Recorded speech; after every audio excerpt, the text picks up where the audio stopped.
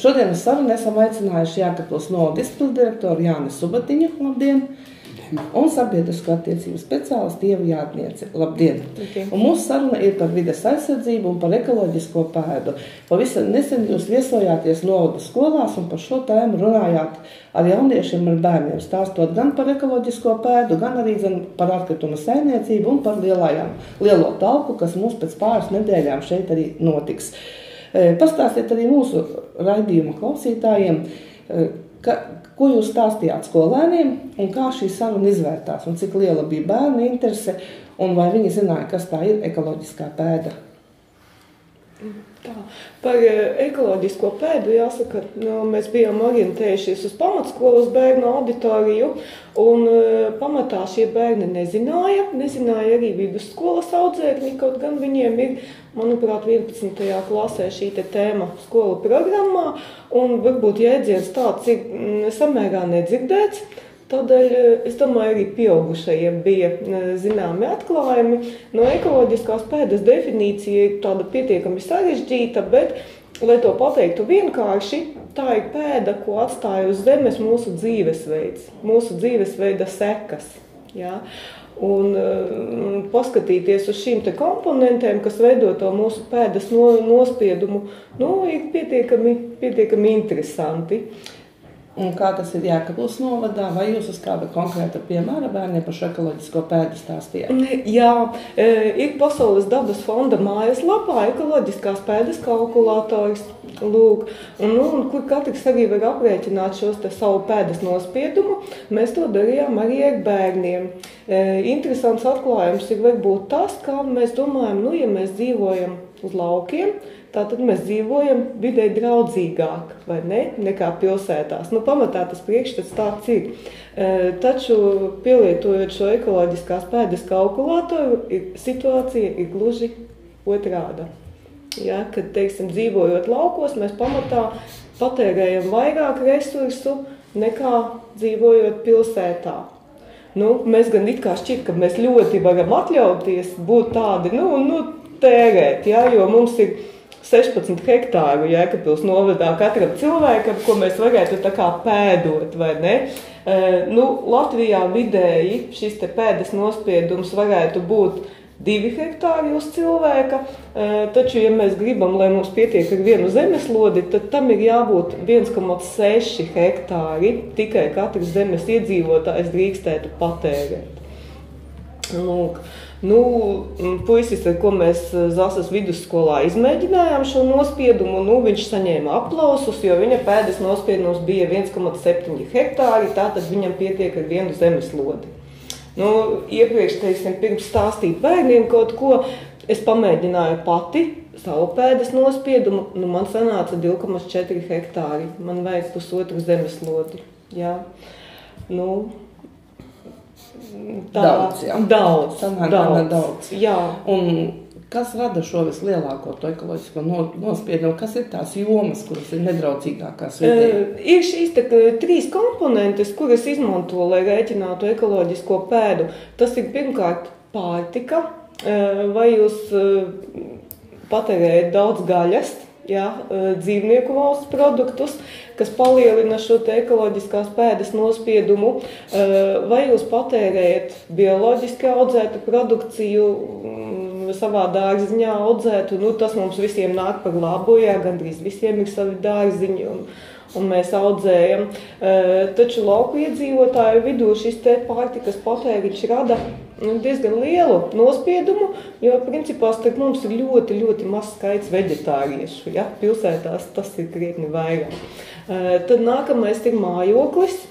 Arī mājokļi, mums ir lieli mājokļi pamatā. Jā, salīdzinoši krietni lielāka dzīvojamā platība nekā pilsētās. Ir jautājumi par šī mājokļa siltināšanu, par spuldzītēm ekonomiskajām, tad, teiksim, par A klases sadzīves tehniku, ko vajadzētu izvēlēties. Tas veido ļoti lielu tādu komponenti, un tad ir arī par transportu. Jā, tā ir trešā lielākā komponente, kas veido to ekoloģiskās pēdas nospiedumu. Bez šaubām lauku iedzīvotājiem faktiski nav iespējas ikdienā pārvietoties ar sabiedrisko transportu. Ja mēs kaut kur braucam, teiksim, darbā, darīšanās, tad tā ir mašīna, jā, teiksim, mazlitrāžas auto mēs nevaram atļauties, jā, ņemot vērā ceļu stāvokli vai ne. Nevaram atļauties arī braukt vienmēr tā vienmērīgi ar to ekonomisko ātrumu. Mēs, teiksim, iepriekšējās 2 nedēļas pārvietojamies ar 30 km/h. Degvielas patēriņš ir liels, līdz ar to arī augtā mūsu ekoloģiskā pēda. Jā, tur bija arī tādas glītas bildes, jā, kur ekoloģiskā pēda pārsniedz cilvēku, teiksim, 3-4 reizes, tāda ļoti liels nospiedums. Un ko Jēkabpils novadā var darīt, lai samazinātu šo ekoloģisko pēdu? Arī par to runājām? Runājām arī par to, par atkritumu apsaimniekošanu. Varbūt Subatiņa kungs vairāk pastāstīs. Mēs runājām ar skolniekiem par to, ka, teiksim, jāskatās ir mājas siltināšana, ko var darīt skolnieks, jaunietis, jā. Skatoties, kad pērk jaunu sadzīves tehniku, teiksim, tieši bērns var būt tas, kurš saka, mammu paskaties, bet tur ir tas A klases marķējums, jā. Pērkam to, labi, šobrīd mums tas varbūt izmaksā 10 latus vairāk, bet tas ir dabai draudzīgi. Un runājam arī kopumā tā, ka šis te lielās talkas sauklis ir šogad tīra vide sākas tavā galvā. Un tur ir ļoti tāds interesants jautājums, ko arī uzdevām skolniekiem. Un tas ir tāds, kas jums sagādā prieku? Un kas bērniem sagādā prieku? Bērni ļoti iepriecināja, jo visi nosauca, vai tas ir saules stars no rīta, jā, pavasaris, draudzība.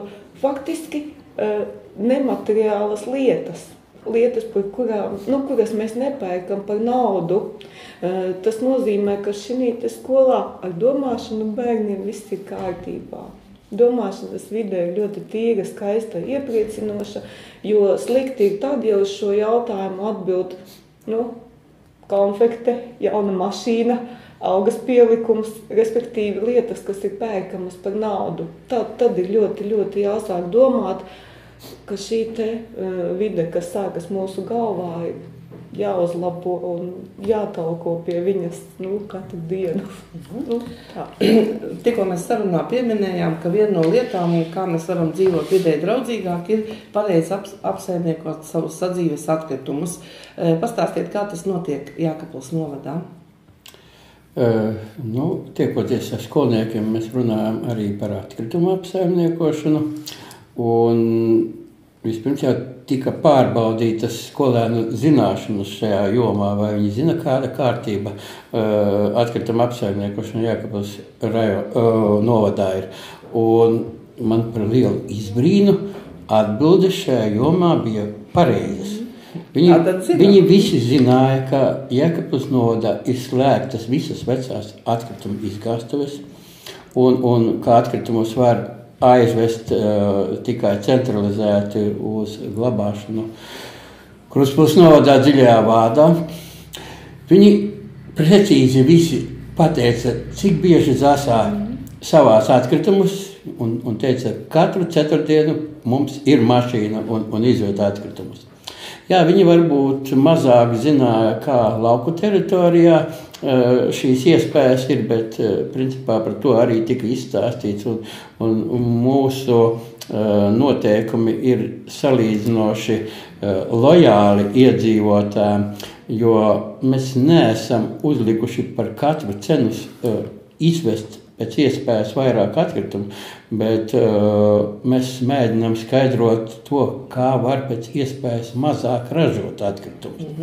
Un mēs pārunājam ar bērniem šīs lietas, kuri tad tie atkritumi veidi ir, kuri drīkst būt pie lauku mājām kompostēti un izlietoti malkā vai cadedzinām. Mēs runājam par to, kādiem tad tiem ugunskuriem vajadzētu būt. Vai jau labāk ir ar tiem melnajiem dūmiem vai baltiem dūmiem. Nu, tur nešaubīgi visi šīs lietas zina. Tāpat arī mēs runājam par to nepieciešamību, kaut gan uz šo brīdi Jēkabpils novadā oficiāli nav dalītās atkritumu savākšanas, bet mēs sākam par to izglītot iedzīvotājus. Domāju, ka ja tik tiešām likumdošanai būs jau nākošais gads šo dalīto atkritumu savākšanu ieviest obligāti, mēs centīsimies jau agrāk darīt šīs lietas. Un arī tagad bērni principā zina, un arī pieaugušie, ka daļa atkritumu var nodot pārstrādēt. Sevišķi tas attiecas par metālu uzņēmumu, par papīru, un skolas jau ir tās pirmās, kas uz papīru vairāk. Mēs arī nedaudz par vides lietām pieskārāmies tādām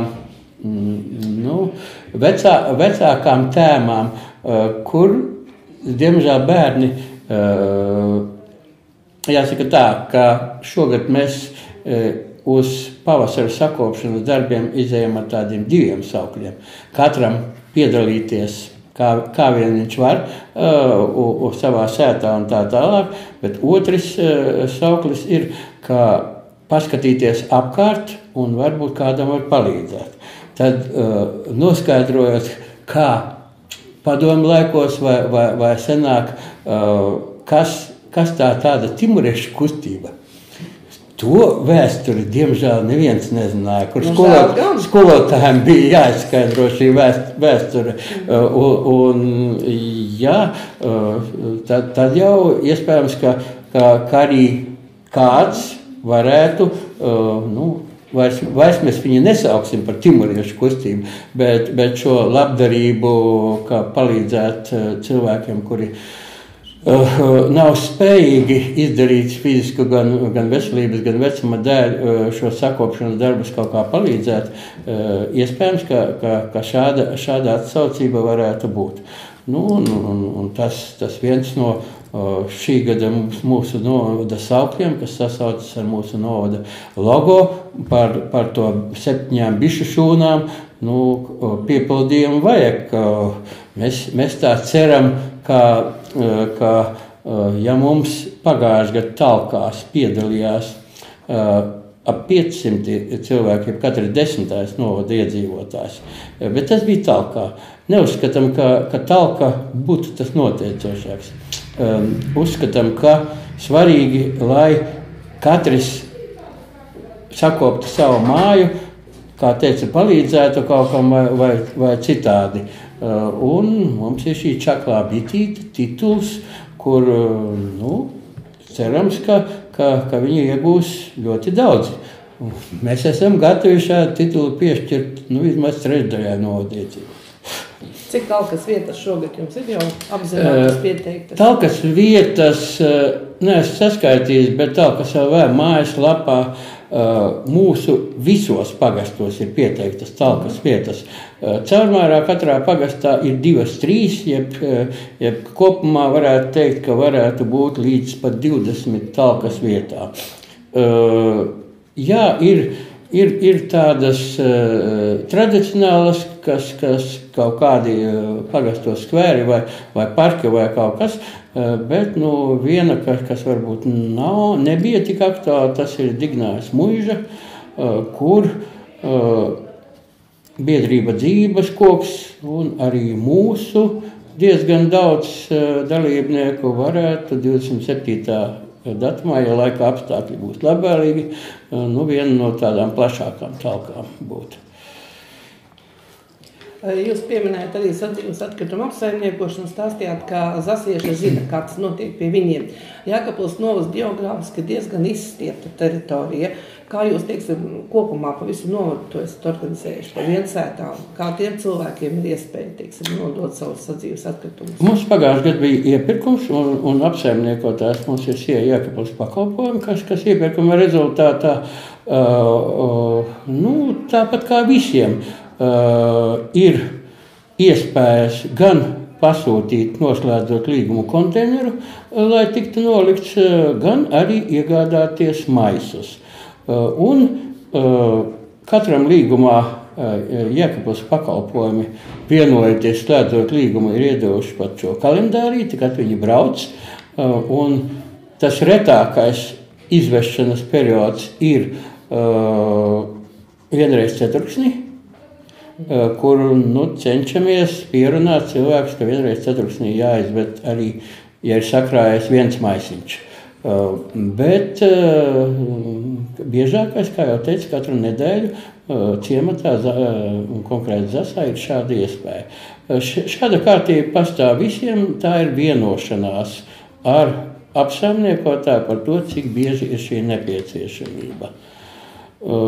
Jā, protams, var kaut kad patraucēt ceļi, bet viss ir atrunāts līgumā. Ja ceļi patraucēt, tad tūlīt tiek par to ziņots, ka izved vai nu nākošajā dienā, vai vienojas par nākošo reizi.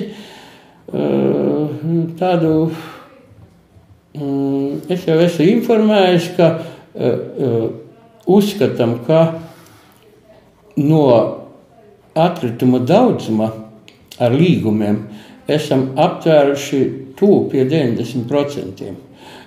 Diemžēl ir daļa fizisko personu, kas uzskata, ka viņi ražo masu atkritumu un līdz 100% iesaistīšanai atkrituma savākšanā diezgan patālu, jo uz doto brīdi apmēram 30% fizisko personu, kuras saražo viņas tik tiešām nelielu atkritumu daudzumu līgumus, vēl nav noslēguši. Un šī būs